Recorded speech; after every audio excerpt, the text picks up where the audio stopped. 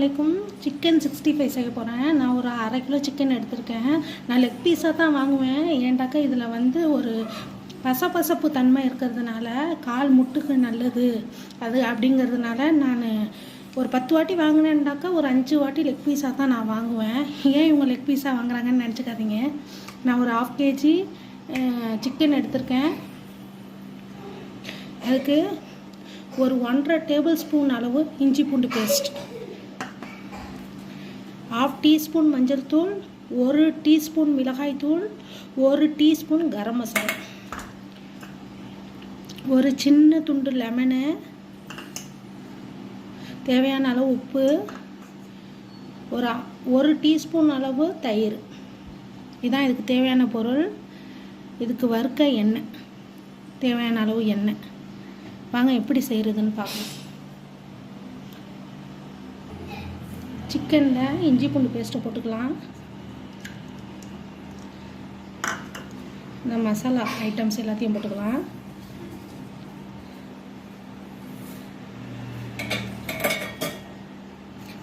தேவையான அளவு உப்பு போட்டுக்கலாம்.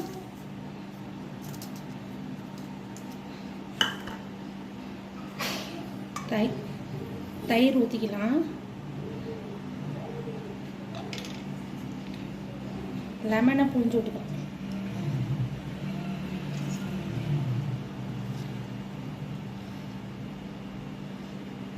எல்லாத்தையும் ஒன்றா மிக்ஸ் பண்ணிக்கலாம்.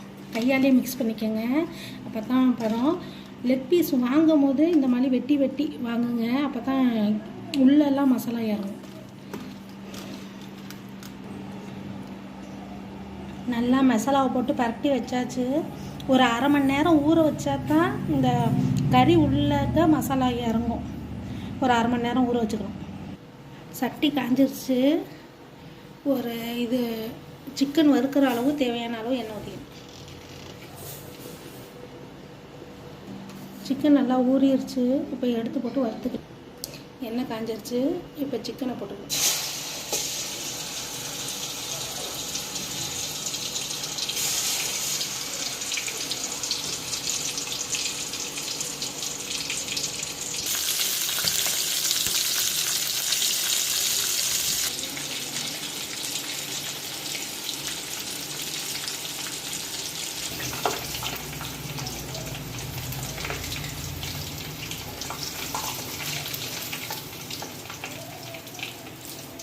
அவ்வளோதான், சுவையான சிக்கன் 65 ரெசிபி ரெடி.